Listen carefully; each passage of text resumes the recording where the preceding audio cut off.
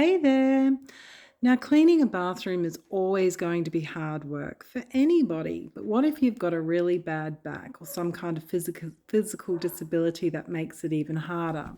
Now, this is our oldest bathroom, our bathtub and shower, and you can see it's got a really scratched surface and it really holds the dirt and the grime. Now, I made this cleaning multi-purpose spray just with castile soap, water and some eucalyptus oil, using a fair bit of it and really letting it soak into the places that are the dirtiest, and then really wiping over and letting it all sit into all the surfaces of the bath. I'm then just using my cloth to get into the areas that I couldn't reach, and I needed to get rid of all the hair and stuff that were on the edges. It's pretty dirty actually.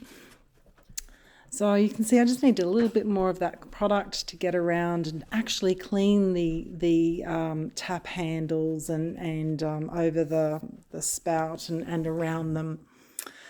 So then use the mop again and really wipe everything over.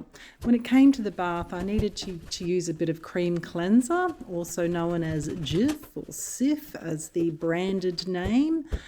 You can see how quick and easy that makes cleaning that bath, because I really don't have to bend hardly at all, and I can put a fair amount of pressure actually on those on that mop handle and really give it a good clean. Now, if you were using a bleach spray, you would not mix two cleaning chemicals together. Mine was just an incredibly natural one. It wasn't going to cause any chemical reactions with then using the cream cleanser. They're both pretty basic products. So I needed to get in a little bit more in those areas. Of course, you can see I was running out of that cream cleanser, but I needed to get in and just give it a good wipe in those curvy bits where the mop actually could not reach. But, you know, that was really the only bit of bending that I had to do, the main parts of the bending. But yeah, then back to the rinsing. I just put that hot water on in the bath and really rinsed through. As I'm rinsing through, I'm cleaning it again and again, and then rinsing through all over those tiles. It's good to get that cream cleanser in, particularly in those lower tiles where you get more build-up of dirt and soap scum and all the rest of it. So you can see I do go over the same areas multiple times because they're usually the areas that are the dirtiest. And I want those stainless steel bits to keep looking nice and shining. Rinsing, like I said, it minimises the streakiness at the end of the clean, also gets rid of any of the cleaning chemicals and any build-up which could become slippery.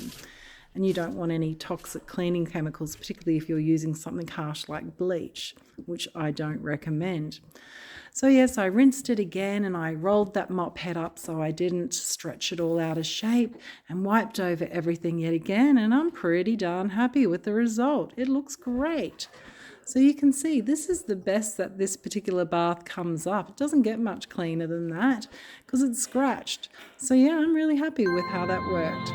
I hope that helps you and you have a great day. Thank you for watching.